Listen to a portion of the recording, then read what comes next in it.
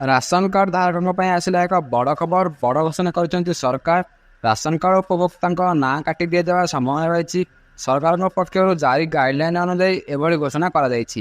ନିର୍ଦ୍ଦିଷ୍ଟ କିଛି କାମ କରାଇ ନେବାକୁ ସରକାର ପକ୍ଷରୁ ସ୍ୱତନ୍ତ୍ର ଭାବେ ଗାଇଡଲାଇନ୍ ଜାରି କରାଯାଇଛି। ତୁରନ୍ତ କିଛି ଜରୁରୀ କାମ କରାଇ ନିଅନ୍ତୁ, ନଚେତ୍ ରାସନ କାର୍ଡରୁ ନାଁ କାଟି ଦିଆଯିବ। ମାଗଣାରେ ଚାଉଳ ଏବଂ ଗହମ ଆଉ ପାଇପାରିବେ ସକ୍ଷମ ହେବେ ନାହିଁ, କାରଣ ସରକାରଙ୍କ ପକ୍ଷରୁ କିଛି ଗୁରୁତ୍ୱପୂର୍ଣ୍ଣ କାର୍ଯ୍ୟ କରାଇ ନେବାକୁ ପରାମର୍ଶ ଦିଆଯାଇଛି।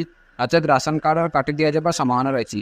ତେବେ କ'ଣ ରହିଛି ସମ୍ପୂର୍ଣ୍ଣ ଖବର ଜାଣିବା ପାଇଁ ଭିଡ଼ିଓକୁ ଶେଷ ପର୍ଯ୍ୟନ୍ତ ଦେଖନ୍ତୁ ଏବଂ ଭିଡ଼ିଓକୁ ଗୋଟିଏ ଲାଇକ୍ କରି ଚ୍ୟାନେଲକୁ ସବସ୍କ୍ରାଇବ୍ ମଧ୍ୟ କରନ୍ତୁ। ରାସନ କାର୍ଡ ଧାରକଙ୍କ ତୁରନ୍ତ ଇ-KYC କରାଇବାକୁ ପଡ଼ିବ, ଯାହାକି ଜୁନ୍ 21 ତାରିଖରୁ ଆରମ୍ଭ ହୋଇସାରିଛି। ରାସନ କାର୍ଡରେ ପଞ୍ଜୀକୃତ ସମସ୍ତ ସଦସ୍ୟଙ୍କ ନାମ ଇ-KYC ବାଧ୍ୟତାମୂଳକ କରାଯାଇଛି, ଯାହାଫଳରେ ଅଯୋଗ୍ୟ ହିତାଧିକାରୀଙ୍କୁ ଚିହ୍ନଟ କରାଯିବ ଏବଂ ସେମାନଙ୍କୁ ବାଦ୍ ଦିଆଯିବ। ସମସ୍ତ ରାସନ କାର୍ଡଧାରୀଙ୍କ ପାଇଁ ଇ-KYC କାର୍ଯ୍ୟ କରିବା ବର୍ତ୍ତମାନ ବାଧ୍ୟତାମୂଳକ। ଯଦି ଇ-KYC କରାଇ ନଯାଏ ତେବେ ରାସନ କାର୍ଡରୁ ନାଁ କାଟି ଦିଆଯିବ। ତେଣୁ ହିତାଧିକାରୀଙ୍କୁ ଏଥିପ୍ରତି ଧ୍ୟାନ ଦେବା ସହିତ ତୁରନ୍ତ ଇ-KYC କରାଇ ନେବାକୁ ପରାମର୍ଶ ଦେଇଛନ୍ତି ସରକାର। ଏହା ସହିତ ରାସନ କାର୍ଡ ମଧ୍ୟ ଉପଲବ୍ଧ ହେବ ନାହିଁ। ରାସନ କାର୍ଡ ଥିବା ସମସ୍ତ ସଦସ୍ୟଙ୍କ ଇ-KYC ବାଧ୍ୟତାମୂଳକ ଥିବାରୁ ଏଭଳି ଘୋଷଣା କରାଯାଇଛି।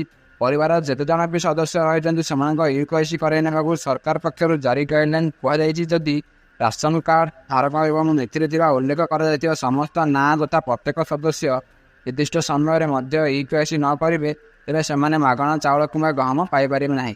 ଏହା ସହିତ ସରକାର ସୁବିଧାରୁ ମଧ୍ୟ ବଞ୍ଚିତ ହେବେ।